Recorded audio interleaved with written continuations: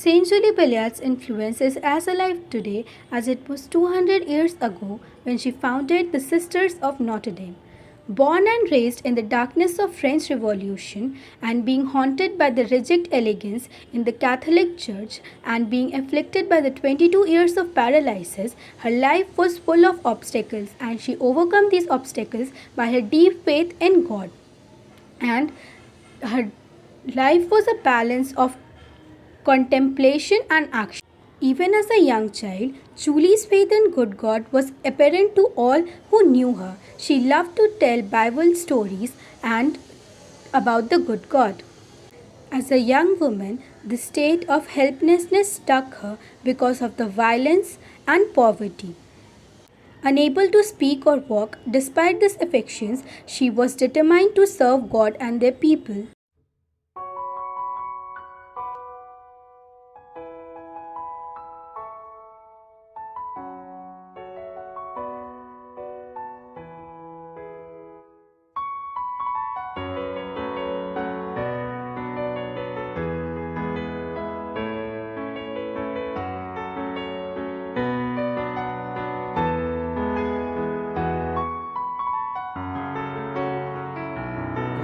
Saint Julie Billiard was born on 12th July 1751 in Quevilly, France, into a family of well-to-do farmers. Young Julie showed an early interest in religion and in helping the poor and sick. Her childhood days were relatively peaceful and uncomplicated. But during her teenage years, misfortune struck the family. The Billards were reduced to poverty. Julie's faith in God gave her the courage to work hard and earn a living for her family. At the age of 23, Julie suffered from paralysis stroke which left her body bedridden. She wanted to become a nun, but could not do so because of her ill health. And it was during this time that she practiced contemplation 4 to 5 hours a day. She would spend time in prayer and dedicated her life fully onto the God. Julie's faith was further tested during the French Revolution. She was seen as an enemy of the revolution because of her teaching and support she gave to the priest. Julie had to go into hiding to escape from being guillotined. She continued to instruct and counsel those who come beside her bed. A group of young women looked up to Julie as their spiritual guides, and they became the members of the congregations of the Sisters of Notre Dame that Julie founded in Nemours in 1804. The sisters committed themselves to sharing their faith in God and working for the education of children who were economically poor, believing that education was the best way to better After their lives. 23 years of severe paralysis, Julie was healed miraculously in 1804. With her newfound energy, Julie founded several schools in France and Belgium. She was acclaimed not only as an educator but also as a holy person who manifested God's and compassion for all people.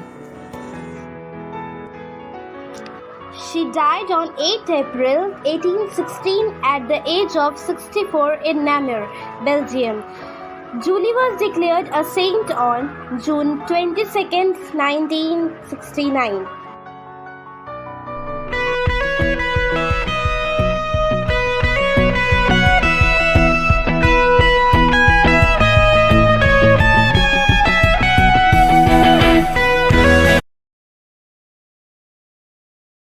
Mankind, selfish, greedy, and corrupt. What a way to sum it all up. There isn't much we can do except share some acts of love, care, and some kindness too. Do unto your neighbors as you want to be treated, because there is no doubt every good deed is greeted with warmth, thanks, and love, and are returned to us with all the above. Service to humanity is like service to God, believing the fact how good is the dear good God.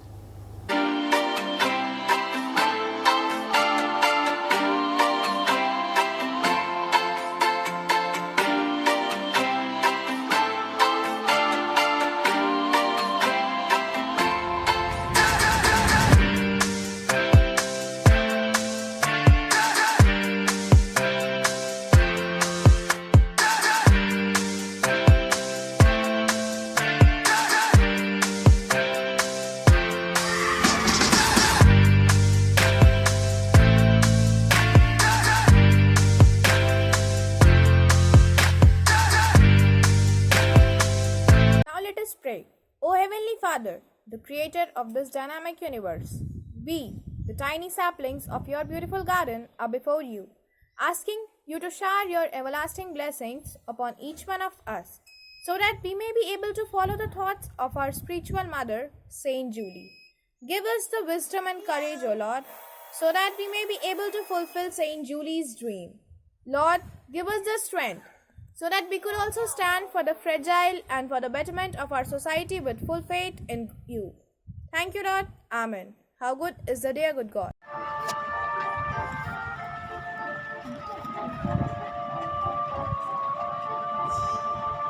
The world stands in need of liberation, my Lord.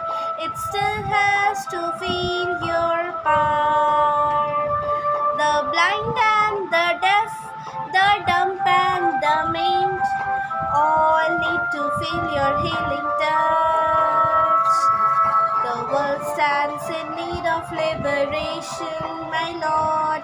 It still has to learn to love. There are those who have eyes but refuse to see their inhumanity to men. There are those who have ears but refuse to hear the cries of men in agony. The world stands in need of liberation, my Lord. It still has to feel your fire. The blind and the deaf, the dumb and the maimed, all need to feel your healing touch. The world stands in need of liberation, my Lord. It still has to learn to love. There are those who have mouths but refuse to speak against injustice unto men. There are those who have hands but refuse to reach them out in love and brotherhood. The world stands in need of liberation, my Lord. It still has to learn to love. It still has to learn to love. Julie's immobility in no way impeded her activities. In spite of her suffering, she managed to co-found a teaching order that turned to the needs of both poor and well-to-do. Each of us has limitations, but the worst malady anyone can suffer is the spiritual paralysis that keeps us from doing God's work on earth.